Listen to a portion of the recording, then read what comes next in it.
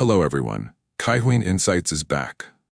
If you are someone who has never been to America, or at least has little interest in the land of the stars and stripes, then perhaps every place in America is the same. However, for those who have set foot in America or have learned about this vast country, surely everyone has an impression of the city of Los Angeles. A city that looks like it came out of a Hollywood movie and is as beautiful as if it was made by European soldiers. But this is also the place that witnessed the terrible collapse of American freedom. It was engulfed in fire and hatred that seemed like it could never reach this land. And today, Kaihuin Insights will show you how terrifying it will be when the City of Angels is engulfed in the flames of hell. Okay, let's get started. Los Angeles was founded by Mexicans with a name that means angel. The name originally came from the complete name of the City of the Virgin Mary in the hands of the angels of the Porzoncula River. However, after the Mexicans were defeated in the Mexican-American War, this place fell into the hands of the White Eagle. Until now, Mexicans still regretfully miss Los Angeles, because this city is still loved by geographers and is called the darling child of the American Eagle. Indeed, Los Angeles possesses all the wonderful characteristics to become a place for people to live. Located in the middle of the vast and prosperous California, Los Angeles is no less than the jewel of the entire American West. Los Angeles is not as hot as Las Vegas, nor as humid as San Francisco, nor as cold as Seattle. Instead, Los Angeles is blessed with a mild, pleasant climate like Italy. Lying along the Pacific Ocean, Los Angeles is always clear and blue, and there are no storms or floods, so the sky is always clear, sunny, and wonderfully cool. It is no surprise that with such wonderful weather, Los Angeles is the global film capital with the famous Hollywood Hills, home to the world's largest film studios. Los Angeles is also the city where entertainment stars from all over the world call home, with Beverly Hills famous for its luxury and wealth.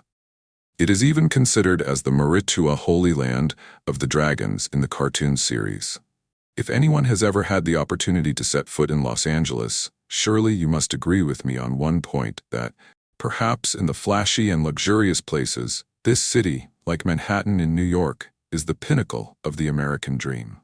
A dream where people have the ability to touch the clouds of God the closest. A life full of abundance, and it seems like nothing bad can touch them. But it is still a familiar saying. Life is not like a dream, and neither is Los Angeles. Just like New York on the East Coast, Los Angeles on the West Coast is also the place where heaven and hell meet by a boundary as fragile as a silk thread. Los Angeles has a distinctly Latino and African American population, and it has its own peculiar internal instabilities. The differences that create the rich-poor divide, or more seriously, the racial tension in this city, are a smoldering fire that is always waiting for a spark to burst into flames. In Los Angeles, the division is so severe that each side possesses two symbols of completely opposite realms. Los Angeles is admired by foreigners for its beautiful Beverly Hills in the north near Santa Monica Beach, gentle as a poem. However, an hour's drive away is the Hood, Compton area in the south near Long Beach, filled with vice and gangs. In Compton, two of the most notorious gangs in the country have emerged, the Red of the Bloods and the Blue of the Crips. These two groups controlled the entire Hood and Compton area and were one of the reasons that caused the entire Los Angeles area to be engulfed in flames. With thousands of members, including some of the most notorious names that later became famous stars, such as Kendrick Lamar, or Linway of the Bloods, or Snoop Dogg and IQ of the Crips, these two gangs always turned the streets of Compton into an involuntary shooting range for their cold-blooded killings. But no one expected that there would be an event that would unite these two gangs together. In the midst of a seemingly peaceful but dangerous atmosphere of Los Angeles, in the late 80s, conflicts occurred between blacks and Korean immigrants in the area around Compton. With their inherent superiority, the Koreans were quite uncomfortable with the dirtiness, slovenliness, and especially the lack of education of the black people who had lived here for a long time. So in Los Angeles, in '89, there were countless fights and even shootings between these two groups that gradually boiled the pot of oil. However, that was only the beginning, because the real tsunami did not come until 1992, and involved a character you see here, named Rodney King. Born and raised near Los Angeles, Roynd, although always speaking out on television, was inspired by his chemistry teacher at school. But this man's youth was filled with mistakes. A true drug addict and racist, Rodney King was the key factor in at least 2 robberies and beatings of Koreans in the 1989s. He was also a criminal but was not prosecuted. And one fateful day in March 1991, Ronnie was high with his friends in a car when the police pulled him over for speeding. Instead of stopping, due to the presence of a drug-induced demon, Rodney and his friends sped through the streets of Los Angeles, leading the police on a 13-kilometer chase. Eventually, they were caught. Which leads us to the first viral video in human history that you have just seen. Furious at Rodney's stubbornness and the discovery that he and his friend were under the influence of drugs, 5 white police officers did what we all witnessed. Dozens of not-so-gentle blows to Rodney's body. Unfortunately for the 5 police officers and the city of Los Angeles, they did not know that they were being filmed by a citizen. 2 days later, the owner of the video went to the Los Angeles Police Department and was immediately refused entry because the police thought that beating a black drug addict was not a big deal. With that stupid action, the video was then handed over to the local TV station KTLA.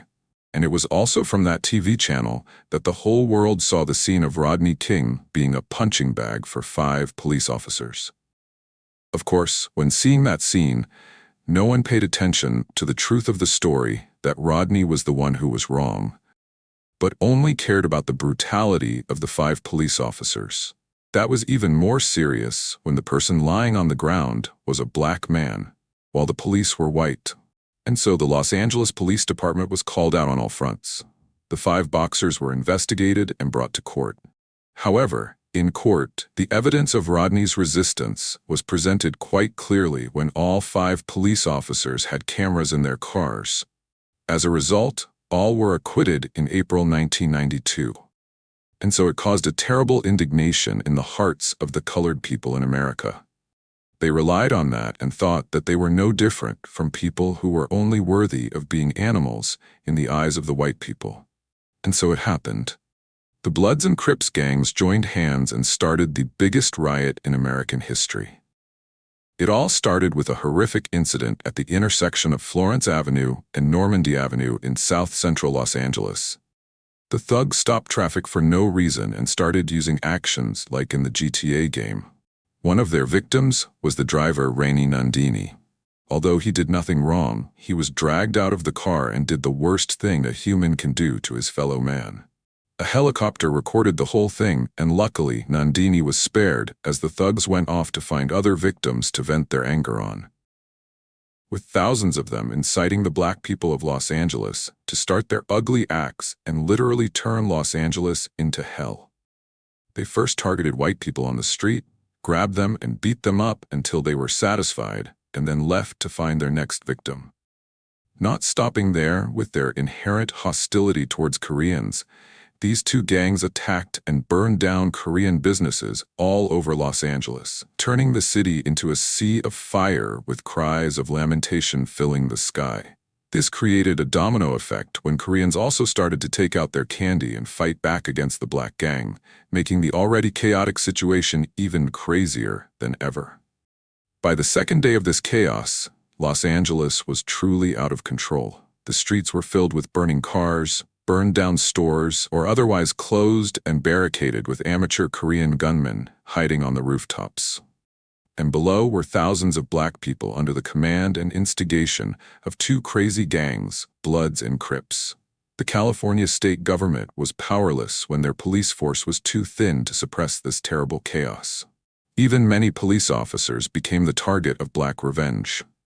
The riots had reached a fever pitch, and the governor of Cali had no choice but to call the federal government for help. President George W. Bush, in response to the call, contacted the Secretary of Defense and ordered regular American troops to be sent to the City of Angels. Ironically and strangely, this was the first time since the American Civil War that the military had fought on American soil and in their most precious jewel. Receiving orders from the Pentagon, The 7th Army Division, along with the 1st Marine Division, landed in Los Angeles with fully armed weapons, helicopters, and armored vehicles. And as soon as they appeared, the situation was immediately controlled, and the 9mm lead sound coming from the Uzi water guns in the hands of the black gangs was also silenced because of fear of the enemy's power. And finally, after a week of destroying Los Angeles, the Black Rage was controlled, but it had to be exchanged for the lives of 63 people.